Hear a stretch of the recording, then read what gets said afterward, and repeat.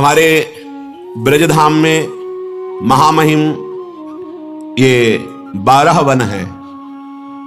मधुवन, तालवन, कुमुदवन, बहुलावन, कामवन, खदिरवन, वृंदावन, भद्रवन, भांडीरवन, बेलवन, लोहवन, महावन। ये ऐसे महामहिम हैं कि इनमें जो एक बार प्रवेश कर जाए और यहां की रहनी से 3 रात ही रह जाए तो उसे त्रिभुवन में भटकना नहीं पड़ेगा, वो कभी 84 लाख योनियों में नहीं जाएगा।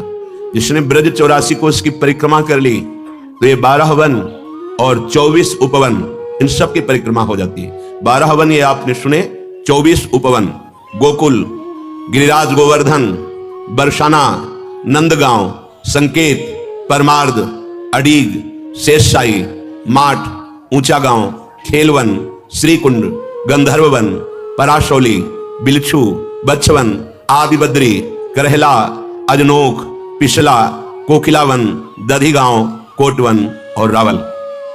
ये 24 उपवन और 12 वन हमारे महामहिम ब्रजधाम में विराजमान है। सबका मुकुटमणि, ये समस्त तीर्थों का मुकुट है ब्रज 84 कोष, और इसका मणि है श्री वृंदावन धाम। बड़ी कृपा है जिनको श्री धाम आने को मिला और महिमा सुनकर प्यारी जू का नाम जपने लगे, चरण सेवा की भावना जागृत हुई। मानसी गंगा का आचमन कर लिया, राधा कुंड का आचमन कर लिया, मानसरोवर का आचमन किया, गिरिराज जी की परिक्रमा दी, वृंदावन की परिक्रमा दी, बरसाने की परिक्रमा दी, महारानी लाडली जी महाराज का दर्शन किया। अब तुम्हें नरक नहीं जाना पड़ेगा, तुम्हें 84 लाख योनियों में भ्रमण नहीं करना पड़ेगा। और कहीं सौभाग्य मिल गया कि जीवन में एक बार पद यात्रा करते हुए 84 कोष की, ये गाड़ियों से दर्शन करना अलग बात है, लेकिन जो पद यात्रा है बहुत बड़ी महिमा, बहुत बड़ी महिमा। यहाँ की समानता तीर्थराज प्रयाग भी नहीं कर सकते, वो आके यहाँ खुद घुटने टेकते हैं, यहाँ की रज में लौटते हैं। इसलिए श्रीपाद कह रहे हैं यहाँ तो अमृत समुद्र बह रहा है, काहे को भ्रमित हो रहे हो, सुख की लालसा में पापाचरण कर रहे हो। तुम ऐसा समझते हो कि पाप करके धन कमा लेंगे तो सुखी हो जाएंगे, कदापि नहीं। हे भाई, राधा जीवित बंधुम वृंदारण्येन्दुमाश्रय श्यामम, आश्रय ले लो। हमारी किशोरी जी के जो जीवन है, प्राण धन है, श्री लाल जी महाराज बड़े करुणामय हैं। अगर इनके चरणों की वंदना कर ली, आश्रय ले ली, तो समस्त दुखों की निवृत्ति हो जाएगी। तो ये जिनके अधीन है, हम उनके चरणों का आश्रय लेने वाले हैं। जाके अधीन सदा ही सांवरो या ब्रज को शिरताज। फिर यहां श्रीपाद करे, राधा जीवन बंधु श्री लाल जी का आश्रय ले लो, तभी तुम जान पाओगे लाडली जी को। लाल रंगीलो गाइए ताते प्रीति रंगीली पाइए। जिस पर श्री कृष्ण अत्यंत प्रसन्न है उसे राधा नाम जपने का सौभाग्य मिलता है। उपासक को प्राप्ति की चिंता नहीं करनी चाहिए और प्राप्त की रक्षा की चिंता नहीं करनी चाहिए। इसका ठेका भगवान लिए है, विश्वास कर लो ना भगवान पर।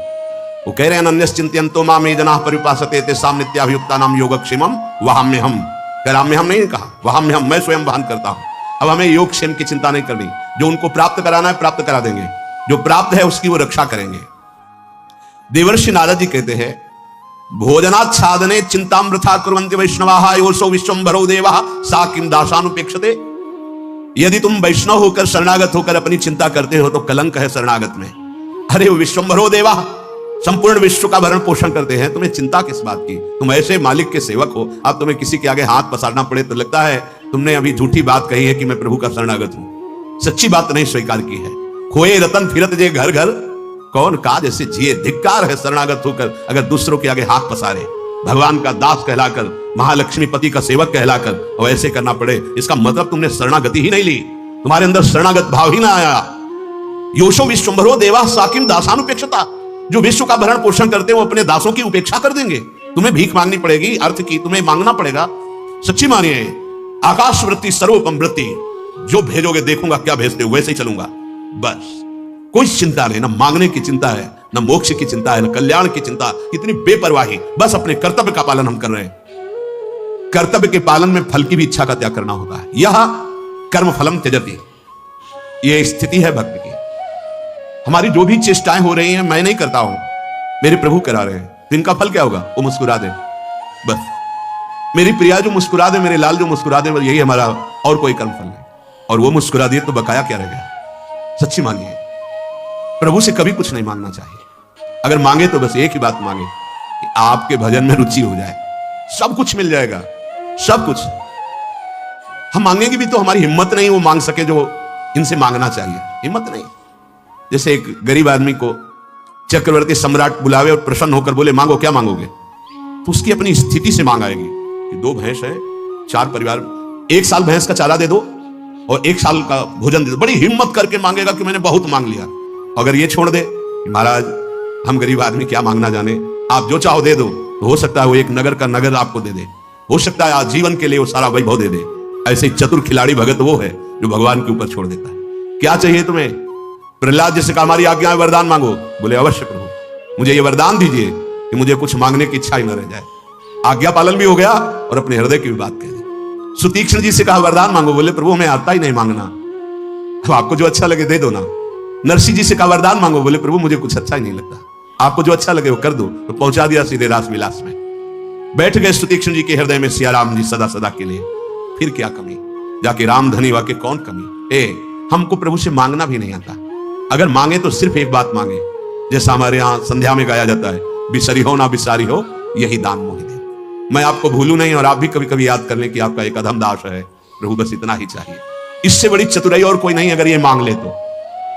काकभूषण जी को ज्ञान विज्ञान वैराग्य सब कुछ प्रदान किया। काकभूषण जी एक एक शब्द पर बड़ा ध्यान दे रहे थे, पर भगवान ने अपनी अविरल भक्ति का शब्द भी उच्चारण नहीं किया। काकभूषण जी ने कहा प्रभु आपको जो अच्छा लगा तो आपने दे दिया, लेकिन आपको ये भी चाहिए कि मेरे से पूछना चाहिए कि तुम्हें क्या अच्छा लगता है। आपने जो जो कहा प्रभु मुझे नहीं चाहिए। नहीं तुम्हें चाहिए क्या? बस आपका नाम जपते हुए आंसू बहाते हुए आपकी अविरल चिंतन में डूब जाऊं। बड़े बड़े प्रवीण हो काक, जिसको ये मिल गया तो ये सब अपने आप मिल जाता है। यदि ये मिल गया ना, गदगद सुर नैना सजल दंपति रस रहे भीन, तो त्रिभुवन का कोई भी वैभव ऐसा नहीं जो आपके चरण न चूमे। एक एक हम कहां से मांगेंगे, उन्हीं को मांग लो जिनका त्रिभुवन है, सब काम बन जाएगा। यह कर्म फलम त्यजति कर्माणि संन्यस्ति, ये भक्त की स्थिति होती है, वास्तविक होती है।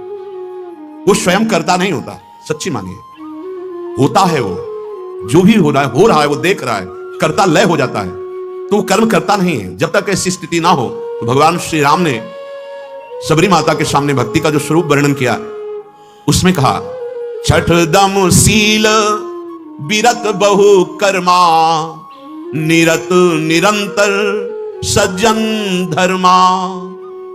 मेरी छठवीं भक्ति है कि वो अपने मन का दमन कर दे और बहुत ही सहनशील हो और ऐसे कार्यों से विरक्त हो जाए जो मेरे से विमुख कराने वाले कर्म है। विरत बहुकर्मा, और ऐसे कार्यों को करे जो संत महापुरुष आदेश करते हैं। निरंतर सज्जन धर्मा, जिन धर्म में मेरे प्रेमी महाभागवत जन स्थित हैं वो जो आदेश करें उनके अनुसार कर्म करे। तो आदेश के अनुसार कर्तव्य का पालन जब होता है तो कर्ता भाव नहीं रहता कि मैं नहीं कर रहा हूं, मेरे गुरुदेव करा रहे हैं, अगर मुझे करने की क्षमता होती तो मैं पहले कर लेता। तो वो कर्माणि संन्यस्ति, अंतर की बात। और बाहर से ये तो सर्वाणि कर्माणि मयि सन्न्यस्य मत्परः, जो भी कार्य करो भगवान को अर्पित कर दो, तो उसी जगह पहुंच जाओगे अकर्ता स्थिति में। तुम्हारे सारे कर्म अकर्म हो जाएंगे, वो बंधन नहीं डाल पाएंगे और आप जीवन मुक्त महापुरुष हो जाएंगे। यह कर्म फलम त्यजति, जो कर्म फल का त्याग दे। पर कर्म फल क्यों नहीं त्याग कर पाते? श्री भगवान गीता जी में कहते हैं कि ये प्रकृति के द्वारा हो रहे हैं, ये हमारा शरीर रचा हुआ प्रकृति से है। बहुत गूढ़ विषय है, इसीलिए ध्यान पूर्वक सुनोगे तो समझ जाओगे।